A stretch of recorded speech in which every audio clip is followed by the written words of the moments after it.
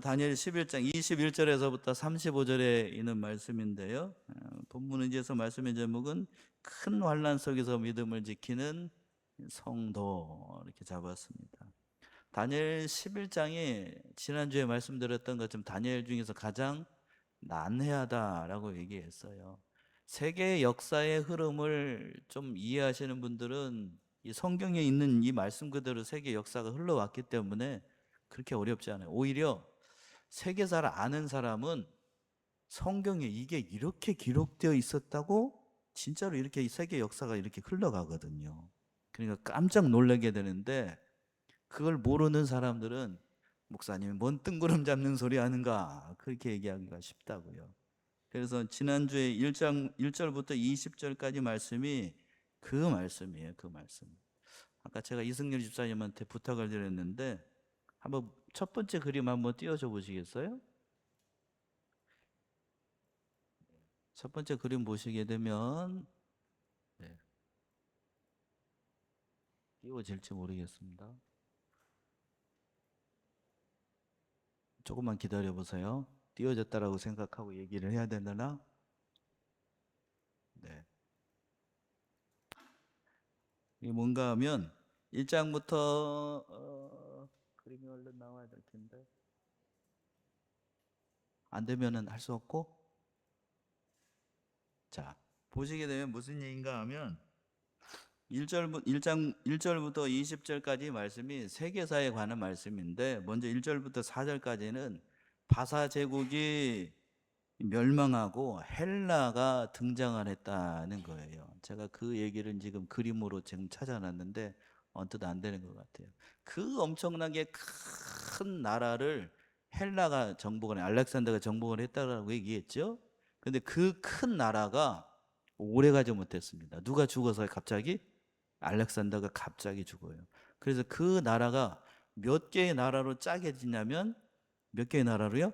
네 개의 나라로 짜게지게 됩니다. 그 네 개의 나라가 서로 치고받고 싸우게 되는데 그 중에서도 북방에 있는 나라하고 남쪽에 있는 나라하고 전쟁이 더 잦아지게 돼요. 그 위에 있는 두 쪽의 나라는 조그만하기도 하고 세계사에서 많은 비중을 차지하지 못하다가 북쪽에 있는 왕하고 남쪽에 있는 왕하고 둘이 전쟁하게 되는데 그 오늘 말씀 21절에서부터 35절에 있는 말씀이 이 북쪽에 있는 왕하고 남쪽에 있는 왕하고 다시 한번 전쟁하는 내용이 나타나고 있어요. 그래서 24절까지 보시게 되면 그 북쪽에 있는 왕이 한번 보세요. 비열한 방법으로 이 권력을 잡게 됩니다. 그 북쪽에 있는 왕이 구체적으로 얘기를 한다면 역사상으로 안디오코스 에피파네스라고 해가지고 이 사람이 역사적으로는 그 사람입니다. 우리가 조금 세계사를 알면 제가 이름 알게 하면 금방 알 텐데 여러분들은 좀 어려우면 북쪽에 있는 왕 이렇게 생각을 하면 돼요. 근데 그 북쪽에 있는 왕이 정상적인 방법으로 권력을 잡은 게 아니고 아주 흉악한 방법을 써가지고 권력을 잡았다는 것이 21절에서부터 24절까지 있는 말씀입니다. 두 번째가 25절에서부터 29절까지 북쪽에 있는 왕이 이제 남쪽에 있는 왕하고 전쟁을 하게 되는데 그 전쟁에서 승리한 것 같았지만 결국에는 실패한다는 것이 29절까지 있는 말씀이고 그런데 이 북쪽에 있는 왕이 자기 나라로 돌아갈 때에 거기에 조그만하게 북쪽에 있는 왕하고 남쪽에 있는 왕하고 둘 사이에 있었던 나라가 있는데 그 둘 사이에 있었던 나라가 어디냐면 바로 이스라엘이에요. 이스라엘. 그 이스라엘이 그 북쪽에 있는 왕 때문에 엄청난 고난을 당하게 됩니다. 그 말씀이 30절에서부터 31절 그리고 마지막으로 32절에서부터 35절까지는 두 번째 이 북쪽에 있는 왕 때문에 이 이스라엘 백성들이 엄청난 고난을 당해 수많은 사람들이 죽게 되고 실제로 역사 가운데 그렇게 이루어지게 됩니다. 그래서 그런데 그 와중에서도 엄청난 재난과 어려움 가운데서도 끝까지 믿음을 지키는 성도들이 있었다 없었다? 있었다는 거예요. 자, 첫 번째 비열한 방법으로 권력을 잡은 북쪽에 있는 왕이 등장을 하게 됩니다. 21절 보시게 되면 21절 또 그 위를 이을 자는 한 비천한 사람이라 나라 영광을 그에게 주지 아니할 것이나 그가 평안한 때를 타서 뭘로요? 괴율로 그 나라를 얻을 것이며. 그러니까 이 북쪽에 있는 나라에 이을 왕이 등장하게 되는데 아주 비열한 방법으로 나라를 빼앗게 되는 거예요. 이 사람이 다니엘 7장 8절과 8장 9절에서는 뭐라고 얘기를 했었냐면 작은 뿔이라고 예언한 사람입니다. 작은 뿔은 하나님의 일을 대적하는 적그리스도의 세력을 얘기하는 거예요. 역사적으로는 앞에서 얘기했던 안티오코스 에피파네스이고, 그리고 영적으로 얘기한다라고 하면 하나님을 대적하는 누구의 세력? 사단 마귀의 세력을 얘기하는 거예요. 그 사단 마귀의 세력이 일어나 가지고 엄청나게 많은 일들을 하게 되는데 그 괴유를 쓰게 되는데 아주 평안한 때의 괴유를 써 가지고 그 나라를 빼앗게 됩니다. 이 북쪽에 있는 왕이 그 막내 아들 어린 왕자였던 남쪽에 있는 왕을 보호한다는 명분하에 해가지고 거기 이제 그 어린 왕자를 그 부활을 시켜가지고 어린 왕자를 어떻게 하냐면은 부활을 자기가 제일 믿을 만한 사람 부활에게 너 저기 가가지고 보호한다는 명목으로 갔다가 미리 계획을 짜는 거예요. 자기 신복에게 그 어린 왕자를 어떻게 해버리라고요? 죽여버리라고. 그리고 난 다음에 그것이 탄로가 날 것 같으니까 자기가 제일 아꼈던 그 신복에게 자기 그 어린 왕자를 죽이라고 했으니까 그게 들통나면 안다니까 자기가 부탁을 했던 그 부하도 어떻게 해버릴 것 같습니까? 죽여버려요. 그러니까 그렇게 모략을 짜가지고 그냥 억지로 왕이 된 사람이 바로 북쪽에 있는 그 왕이었던 겁니다. 그러니까 우리나라로 얘기한다라고 하면 우리나라로 굳이 조선시대 때 왕 중에서 비교를 한다라고 하면 세조쯤 되는 거예요. 세조. 이해가 되십니까? 세조. 세조가 정변을 일으켜가지고 그 할 때 얼마나 많은 사람들을 죽이고 또 심지어는 자기 조카인 누구까지 죽이게 되죠? 단종까지 죽이게 되잖아요. 그래서 억지로 자기가 왕이 되지 않습니까? 그거하고 똑같은 사람이 여기 성경에 나와 있는 이 사람인 거예요. 이 사람. 아주 비열한 방법으로 써가지고 왕권을 차지하게 됩니다. 근데 그걸 소식을 듣고 남쪽에는 22절 보시게 되면 22절 넘치는 물 같은 군대가 그에게 넘침을 입어 패할 것이요 동명한 왕도 그렇게 될 것입니다. 이게 무슨 얘기인가 하면 넘치는 물 같은 군대, 엄청난 규모의 군대를 비유적으로 얘기를 하는 건데 이거는 뒤에 있는 내용을 미리 얘기를 하는 거예요. 뒤에서 보기에는 남쪽에 있는 왕이 있었는데 남쪽에 있는 왕이 이 북쪽에 있는 왕의 조카입니다. 조카가 숙부의 그 자기가 그 조카가 그러니까 외삼촌인 거죠. 외삼촌. 북쪽에 있는 왕은 외삼촌인 거고 남쪽에 있는 왕은 조카인 거예요. 조카인데 어머니 쪽 조카예요. 근데 그 자기 외삼촌이 자기를 죽이려고 한다는 걸 알고 엄청나게 많은 군대를 일으켜 가지고 서로 친족끼리 싸우려고 일어났던 겁니다. 근데 남쪽에 있는 왕이 이끌었던 군대도 만만치가 않았어요.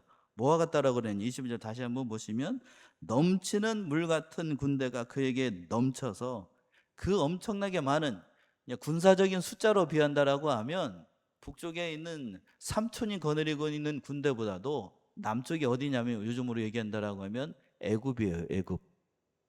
애굽. 북쪽은 시리아고 그러니까 북쪽에 있는 애굽 군대가 남쪽에 있는 애굽 군대가 북쪽에 있는 군대보다도 숫자적으로는 더 많았어요.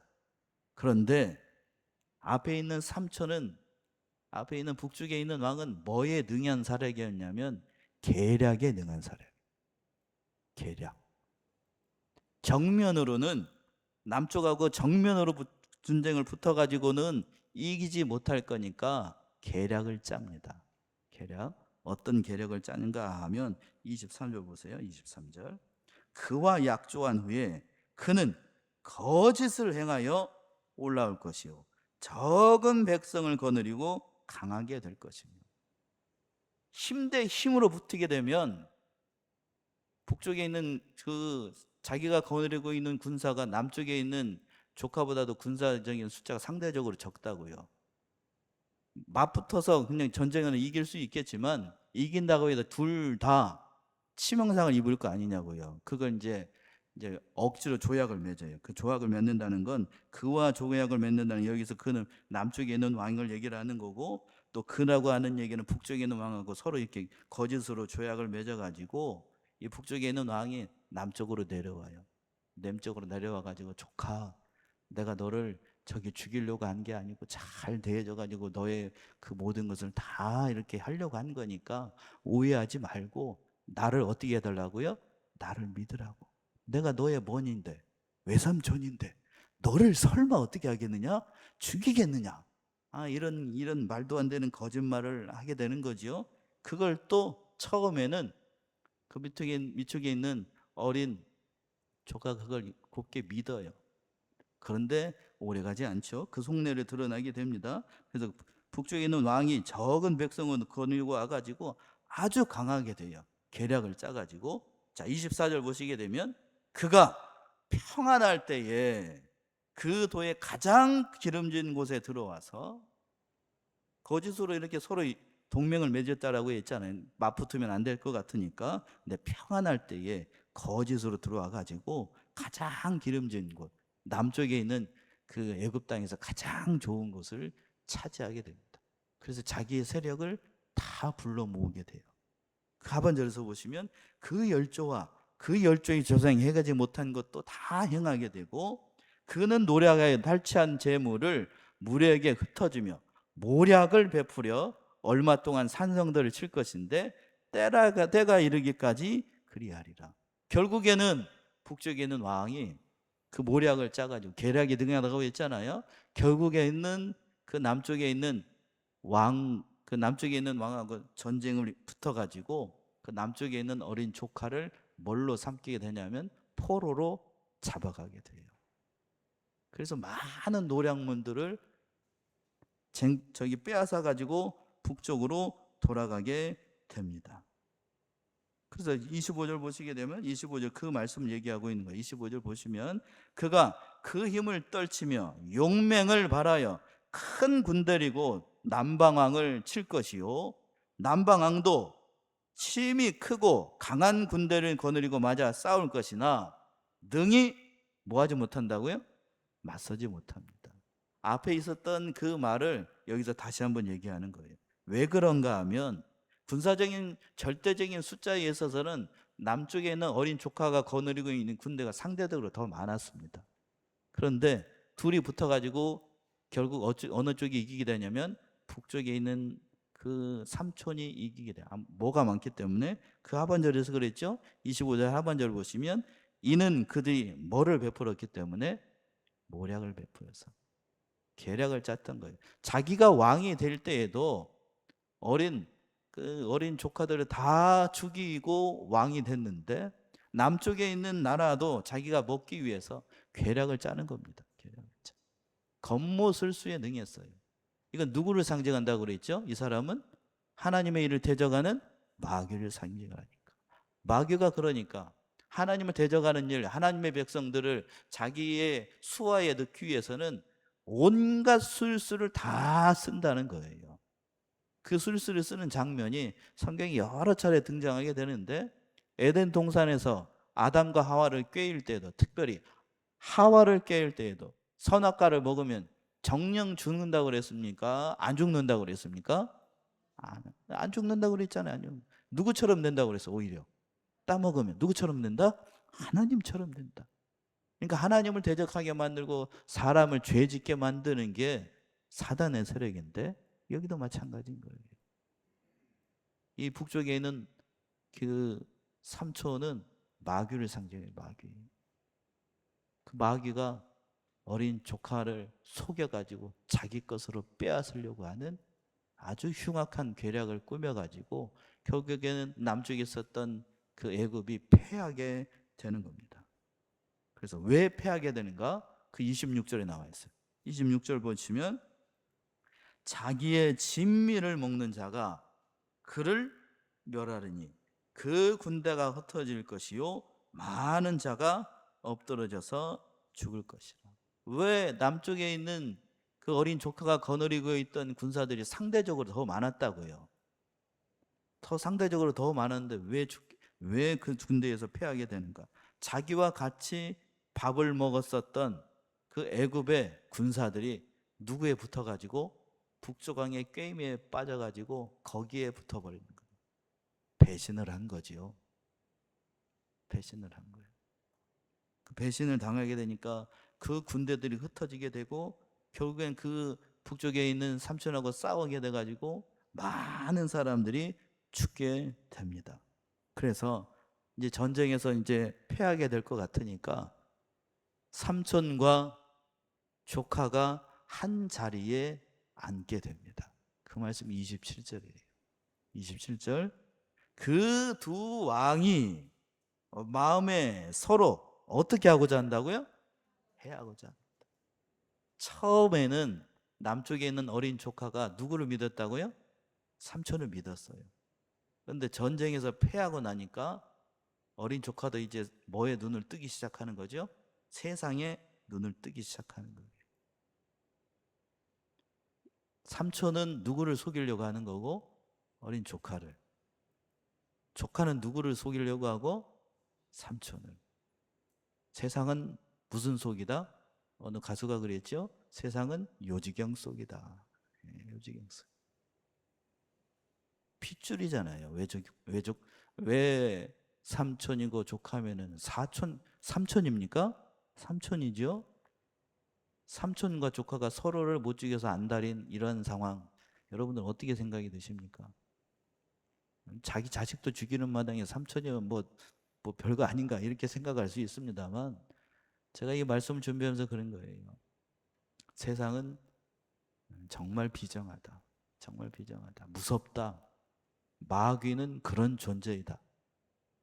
그런 존재이다는 것을 우리가 다시 한번 깨닫게 됩니다. 그 하반절에서 그랬죠. 자 보시면 해하고자 하여 한 밥상에 앉을 때에 무슨 말을 한다고요? 무슨 말을 한다고 그랬습니까? 거짓말을 한다. 서로가 서로를 속이기 위해서 거짓말을 합니다. 앞에서는 아마 그림이 그려져요. 정말 삼촌과 같이 뛰어난 왕이 없습니다. 그랬을 거고, 또 어린 삼촌은 아마 그랬죠. 조카가 같이 이렇게 현명한 군주는 없을 겁니다. 서로를 지켜세우고 그랬습니다만 속에서는 뭐를 하고 서로를 못 잡아먹어서 안달인 이 칼을 갈고 있는, 참 안타까운 그런 거죠. 그러나 그 일이 어떻게 된다고 그랬습니까? 형통한다고 형통하지 못한다고요? 형통하지 못합니다. 왜 그런가 하면 그 하반절에 있어요. 이는 작정한 기한이 미쳐서 그 일이 끝날 것이기 때문에. 하나님께서 작정한 기간이 있다는 거예요. 세상의 모든 일들은 하나님께서 정하신 기한이 있다는 거예요.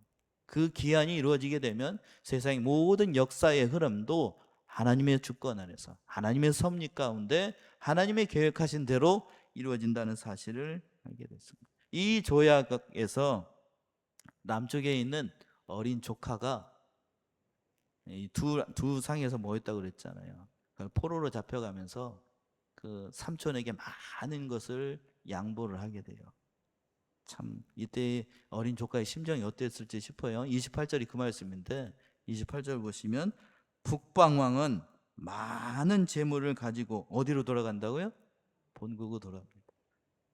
자기 조카의 나라에서 그것을 빼앗아 가지고 본국으로 돌아가는 게 그게 좋은 일입니까?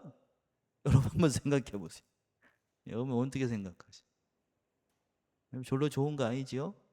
근데 저기 반국으로 돌아가. 그런데 그 하반절에 그 마음으로 거룩한 언약을 거스리며 임의로 행하고 본토로 돌아갈 것이며. 이게 무슨 얘기인가 하면 이 북방왕이 본국으로 돌아갈 때에 어디에 잠시 들리게 되냐면, 아까 그 그림이 딱 떠오르면 참 좋겠는데, 북방왕이 애굽을 이렇게 치러 갔다가 올라오는 길에 어디를 들리게 되냐면 어디를 들릴 것 같습니까? 이스라엘을 들려요. 이스라엘을 들려가지고 너희들이 나에게 잘 협력하지 않았으니까 이스라엘을 그 언약 백성들을 그 이상한 짓을 해요. 그때 당시에 제사장을 폐해버리고 그 이상하게 행동하지 못할 일들을 행하게 됩니다. 그런데 그 어려운 기간도 작정하신 기간이 있다는 거예요. 29절 보시게 된 그 말씀인데 29절 작정한 기한에 그가 다시 나와서 남방에 이를 것이나 이번이 그 전번만 못하리라. 서로 앞에서 27절에서 두 남쪽에 있는 왕하고 북쪽에 있는 왕하고 조약을 맺어가지고 어떤 일을 했냐면 다시는 너를 침범하지 않겠다. 북쪽에 있는 삼촌이 그 누구랑 남쪽에 있는 그 어린 조카랑 조약을 맺었어요. 그래서 조약의 대가로 남쪽에 있는 그 어린 조카가 많은 재물을 삼촌한테 줍니다. 그런데 그것이 진짜가 아니고 서로가 서로를 속고 속이는 거짓말 잔치였습니다. 이 작정한 기한이 다시 더 나올 때에 남방으로 다시 돌아온다는 얘기는 돌아가자마자 그 북방에 있는 삼촌이 다시 마음을 바꿨어요. 기한이 지나가다니까 다시 어디로 쳐들어오게 되냐면 어디로 쳐들어올 것 같습니까? 남쪽에 있는 어린 조카가 다 들어있는 그곳으로 다시 쳐들어오게 됐던 거예요. 그런데 이번엔 뜻대로 되지 않아요. 왜 뜻대로 되지 않냐면 처음에 쳐들어왔을 때에는 어린 조카가 누구를 믿었다고요? 삼촌을 믿었어요. 근데 이번에 한 번 당한 게 있으니까 누구랑 손을 잡냐면 자기랑 같이 있었던 어느 형제가 있어요. 그 형제가 손을 잡고 어느 나라의 힘을 빌리게 되냐면 뒤에 가서 나오게 되는데 바로 로마의 군대에 SOS를 보냅니다. 그 말씀이 30절에 나와요. 30절 보시게 되면 이는 기띔의 배들이 이르러 그를 칠 것입니다. 그가 낙심하며 돌아가며 거룩한 언약을 하나고 임의로 행하며 돌아가서는 거룩한 언약을 배반하는 자를 중히 여길 것이며. 자, 이는 기띔의 배들이 이르러 그들을 칠 것이기 때문에. 이게 무슨 얘기인가 하면 기띔의 배들이라는 것은 지도를 알게 되면 여러분이 더 잘 아실 텐데 지중해 지도를 보게 되면 지중해 한가운데에 있는 섬이 있어요. 사도행전에서는 이걸 구브로라고 얘기합니다. 구브로? 누가 전도를 갔던 곳이냐면 어이구 감사 예. 그래 이제 나왔습니다. 이제 전에 뜬구름 잡는 얘기했다가 이걸 그림을 보게 되면 금방 아실 거예요. 북쪽에 있는 왕이 셀루쿠스고 그다음에 남쪽에 있는 왕이 어디라고요? 프톨레마이스라고. 아무튼 북쪽과 남쪽 이해가 되시죠? 그 가운데 있는 곳이 예루살렘 써 있어가지고 유다라고 써 있죠. 이해가 되시죠? 둘 사이 그러니까 지도만 봐도 옥신각신 할 만합니까? 안 합니까? 싸울 만하죠? 예, 싸울 만한 거예요. 근데 이제 두 번째 쳐들어올 때에 저기 있는 북쪽에 있는 왕이 이 남쪽에 있는 왕을 쳐들어올 때에 어디에 SOS를 보내게 되냐면 바로 구브로라고 하는 섬에 있는 여기 기띔이라고 하는 곳에 여기에 구브로 섬. 여기에 SOS를 보내면 여기에 누가 어느 나라 군대가 있었냐면 이 장화시는 곳. 여기가 어디죠? 로마예요. 그 당시 로마의 군대가 세력을 펼쳐가지고 여기에 함대를 보내고 있었습니다. 그래서 거기에 로마의 군대가 있다는 소식을 안 이 남쪽에 있는 이 왕이 여기에 SOS를 보내요. 그래서 이 사람이 여기에 오게 되는 거예요. 그러니까 로마의 대함대가 배후를 막고 그리고 그 남쪽에서는 그 어린 왕과 그의 형제가 손을 잡아가지고 동맹인 상태이고 그러니까 세 방향에서 북쪽에 있는 왕이 고립이 된 거예요. 고립이 돼서. 그래서 그때 당시 로마의 함대를 이끌고 있었던 그 장군이 와가지고 세계사에 아주 유명한 일화인데 그 북쪽에 있는 왕을 가운데다 세워놓고 이게 바닥에다가 이렇게 뺑 원을 그리게 됩니다. 원을 그리면서 뭐라 그러냐? 그게 무슨 원약이라고 하냐면 원을 그은 사건이라고 얘기를 하는데 세계사에서 아주 유명한 사건입니다. 원을 뺑 그려놓고 네가 원을 나오기 전까지 이 군대를 북쪽으로 다시 다 물리라. 그럴 생각이 없이 이 원 밖으로 나오면 그 자리에서 내가 너를 참해버릴 것이다. 이렇게 협박을 합니다. 로마의 장군이. 그러니까 그 북쪽에 있는 왕 군대를 철군하겠다는 약속 없이 원 밖으로 나오게 되면 어떻게 되는다고요? 죽어요. 죽어. 그러니까 이 북쪽에 있는 왕이 치욕을 무릅쓰고 항복하겠다. 내가 군사를 다 물리겠다. 그래서 이제 그 군사를 물리겠다라고 하면서 북쪽에 있는 자기 나라로 돌아가게 됩니다. 많은 그 전장 물자를 누구에게 주고 로마에게 빼앗기고 자기 조카들한테 다 빼앗기고 돌아가는 거예요. 치욕을 무릅쓰고 전쟁에 패했으니까 전쟁에서 패해요. 뭐 외교를 졌든지 뭐를 졌든지 전쟁에 패한 건 사실이잖아요. 전쟁에 패하니까 이 북쪽에 있는 왕이 어디에 들리게 되냐면 여기 있죠? 여기서 패하고 나니까 어디로 돌아가는 길에 예루살렘에 들립니다. 이게 두 번째 예루살렘 방문 사건인데 30절의 말씀이 그 얘기예요. 30절 보시되면 그가 낙심하고 어떻게 될 때에 돌아갈 때에 거룩한 언약을 하나고 임의로 행하며 돌아가서는 거룩한 언약을 배반하는 자를 중히 여길 것이며 이게 뭔가 하면 돌아가는 길에 예루살렘에 들렸다고 했죠. 예루살렘에 들려가지고 그 예루살렘 성에서 못된 짓을 다 하게 됩니다. 자기들의 군대가 전쟁도 제대로 못하고 로마에 의해서 그리고 어린 조카에게 패하게 되니까 그 많은 군사를 어디를 쳐들어가게 되냐면 이스라엘 유다를 쳐들어가 가지고 예루살렘 성에 쳐들어가 가지고 거기에 있는 사람들을 엄청나게 많은 사람들을 죽여요. 31절의 말씀 31절 보시면 군대는 그의 편에 서서 성소 곧 견고한 곳을 더럽히며 매일 드리는 제사를 폐하며 방불케 하는 미운 물건을 세울 것이며 이걸 무슨 얘기인가 하면 종로에서 빤 맞고 어디 가서 화풀이 한다고요? 한강에서 화풀이 한다고? 우리말 속담이 있죠? 그러니까 남쪽에 있는 어린 조카에게 로마에 있는 군대에게 패하고 난 다음에 돌아가는 길에 곱게 돌아갈 일이지 예루살렘에 들어가 가지고 예루살렘 성에 들어가 가지고 약 2만 명에 해당하는 유대인들을 다 죽이고 성전 안에 들어가 가지고 거기에 있는 제사장들을 싹 다 죽이고 그리고 제사를 폐하고 멸망케 하는 미운 물건을 세우게 된다라고 했는데 이때에 제사를 폐하면서 그 성소 안에다가 뭘 세우게 되냐면 돼지 머리를 하나님의 성전 안에다가 세웁니다. 무슨 머리? 돼지 머리. 이스라엘 백성들은 돼지고기를 먹는다고요? 안 먹는다고요? 안 먹습니다. 그러니까 제가 말씀 준비하면서 그런 생각이 들었어요. 우리는 고사를 지낼 때에 무슨 머리를 올리죠? 돼지 머리를 올리는 거예요. 그러면 여기서 우리가 알 수 있어요. 영이 미약하거나 믿음이 약하면 거룩한 것을 진실하지 못한 것을 거룩한 것으로 생각합니다. 즉 북쪽에 있는 왕이 누구를 멸시하기 위해서 하나님을 멸시하기 위해서 무슨 머리를? 돼지 머리를 올렸어요. 그런데 우리는 그것이 신께 빌린다, 신께 뭐 은혜를 구한다, 복을 구한다라고 하면서 고사를 이룰 때 무슨 머리를 올린다고요? 복은커녕 하나님이 그걸 보고 누구를 모욕하는 거라고 생각해요? 하나님을 모욕합니다.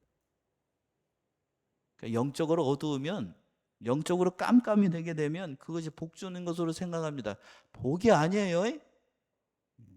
누가 대짐을 올렸다고요? 북쪽에 있는 왕이. 누구를 이렇게 얘기하면 안 되지. 누구를 욕보이기 위해서? 하나님을 욕보이기 위해서. 어디에다가? 성전 안에다가. 무슨 머리를? 돼지 머리를. 그 죄사를 피했다는 게 그거예요. 그리고 멸망케 하는 미운 물건을 세웠다는 것은 하나님의 성전 안에다가 바로 제우스 우상을 만들어가지고 거기 안에다 세웠다는 거예요. 예수님께서 마태복음에 보게 되면 그런 얘기했어요. 멸망케 하는 가증한 물이 성전 안에 세우게 된 그 얘기가 있죠. 그 다니엘서를 인용한 게 이 대목이라고요. 역사적인 사실을 예수님께서 예를 들어서 다니엘 11장에 있는 사건을 인용을 해가지고 말세에 있을 일을 예수님께서 이미 얘기를 하신 거예요. 그러니까 이 사실은 다니엘 11장에 있는 이 사실은 예수님께서 이런 이용하셨다는 얘기는 이게 실제로 있었다는 얘기예요? 꾸며냈다는 얘기입니까? 실제 있었다. 실제 있었던 거예요. 그대로 이루어지게 됐습니다. 근데 그때에 엄청난 핍박이 있었습니다. 32절 보시게 되면 32절 그가 또 언약을 배반하고 악행하는 자를 괴일로 타락시킬 것이나 엄청나게 많은 사람들을 믿음을 방해를 하고 타락하게 만들고 여러분 한번 생각해 보세요. 북쪽에 있는 왕이 돼지머리를 올리면서 뭐라고 얘기를 했겠어요? 돼지머리를 딱 올려놓고 절을 하면 어떻게 하고 살려줄 것이고 절하지 않으면 어떻게 한다고 그랬을까요? 죽인다고 그랬죠. 멸망케 하는 제우수상을 섬겨놓고 이것이 하나님이라고 할 때 거기에 절하면 살려주고 절하지 않으면 어떻게 할 것이다? 죽일 것이다. 여러분 한번 여쭤볼까요? 그렇게 물어볼 때에 믿음 지킬 사람이 과연 몇이나 될 것 같습니까? 누가 오늘 권사님들 어느 분 한번 얘기 돌아가면서 한번 여쭤볼까? 나는 그런 상황이 되면 절대로 믿음 팔지 않고 믿음 지킬 것이다. 아니다. 구차한 목숨 그래도 살아야 하는 세상이니까 살겠다. 어느 쪽입니까? 살아야 됩니까?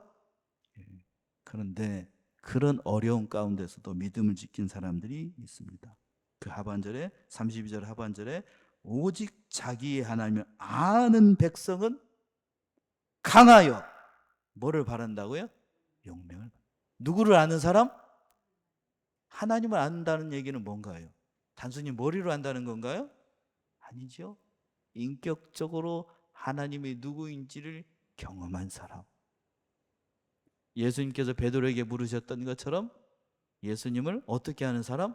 사랑하는 사람. 그 사람만이 그 어려운 환경 가운데서 용기를 내서 믿음의 길을 지켜나갈 것이다는 얘기예요.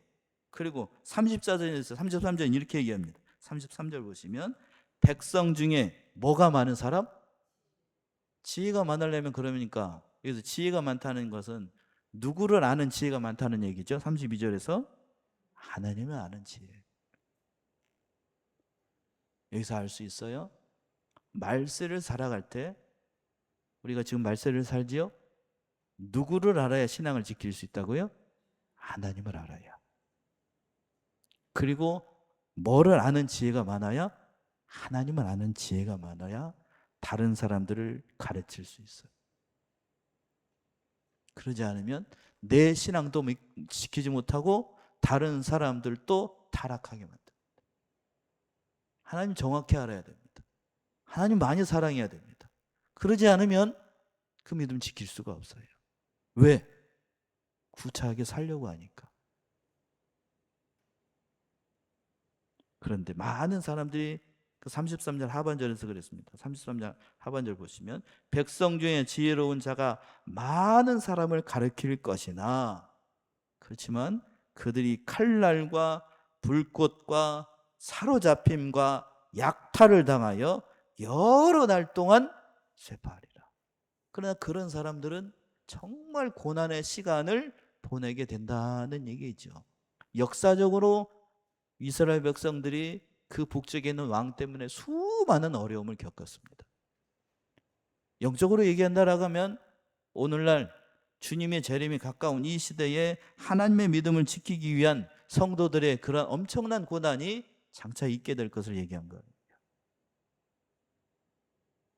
그런데 그것도 때가 있습니다. 34절 보시면 34절 그들이 쇠파할 때에 도움을 조금 얻을 것이나 많은 사람은 게을러 그들과 함께 진압할 것이다. 이게 좀 어려운 말씀인 것 같습니다만 믿음을 지키는 사람들은 많다는 얘기예요? 적다는 얘기예요? 적다는 얘기고 적당하게 뭐하는 사람들이 많다고요? 진압한다는 얘기는 무슨 얘기일까요? 타협하는 사람이 많다. 예나 지금이나 마찬가지예요. 믿음의 길을 올곧게 지키는 사람들은 많다 적다? 적다. 적당하게 태업하는 사람들은 정말 많아지게 될 것이다. 그러나 하나님 앞에 설 때에 누가 잘했다고 할 것인가? 그건 스스로 판단해야 될 일이죠. 마지막 35절, 마지막 35절. 또 그들 중 지혜로운 자 몇 사람이 쇠파하여 무의로 연단되며 정결케 되며 희게 되어 마지막 때까지 일어나니 이렇게 하리니 이는 작정된 기한이 있습니다. 마지막이에요. 마지막. 작정된 기한까지 핍박이 있고 그 때가 지나면 옳다 인정을 받을 때가 분명히 찾아온다는 얘기입니다. 요한계시록 2장 10절 보시게 되면 이때의 상황을 이렇게 얘기했습니다. 요한계시록 2장 10절 보시게 되면 어느 한 찾아보셔서 읽어보세요. 요한계시록은 이렇게 얘기했어요. 계시록 2장 10절 한번 읽어보십니다.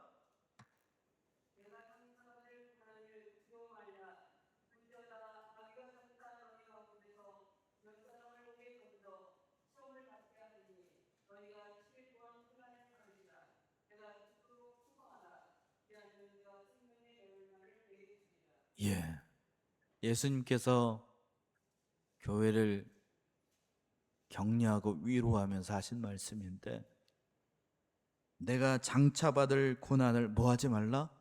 두려워하지 말라. 이 말 한마디 위로가 되잖아요. 근데 그때의 고난, 다니엘서에서 얘기하고 있는 예언했던 그 고난의 깊이는 일로 헤아릴 수 없습니다. 세상 마지막에 가까운 때에 당하는 엄청난 환난은 우리가 상상을 초월합니다. 그런데 그때에 그 장차올 받을 환난 때문에, 고난 때문에 두려워하지 말라고 뭐라고 얘기하셨냐면, 볼지어다 마귀가 장차 너희 가운데 몇 사람을 어디에 던진다고요? 오기에 던져 시험을 받을 것이다. 언제까지 참으라고요? 계시록은 10일 동안. 며칠? 10일. 물론 10일은 인간이 견디기 힘든 그 고난의 시기를 얘기해요. 그러나 그 일을 죽도록 충성하면 계시록에서 무슨 면류관? 생명의 면류관. 계시록에서는 다니엘서는 뭐라고 그랬냐면 작정된 기한. 세상의 모든 돌아가는 이치나 모든 것은 반드시 정한 때가 있다는 거예요. 그 때를 바라보고 괴로운 일들이 많고 어려운 일이 많다 할지라도 믿음 변치 말고, 그 고난을 이겨나갈 수 있는 방법은 32절에서는 그랬습니다. 누구를 알아야 된다고요? 하나님을 알아야 돼요. 그리고 33절에서는 뭐가 많아야 되고? 지혜가 많아야 됩니다. 그래서 여기 사랑하는 우리 삼내중앙교 성도님들, 하나님을 많이 알고 하나님을 많이 알아서 참으로 믿음을 지키기 어려운 이 시대에 믿음 잘 지켜나가시고 옳다 인정을 받고 충성된 종이라고 평가를 받고 위로와 격려 가운데 믿음의 길을 잘 지켜나가시는 우리 사랑하는 성도님들 모두가 되시기를 바랍니다. 기도하겠습니다.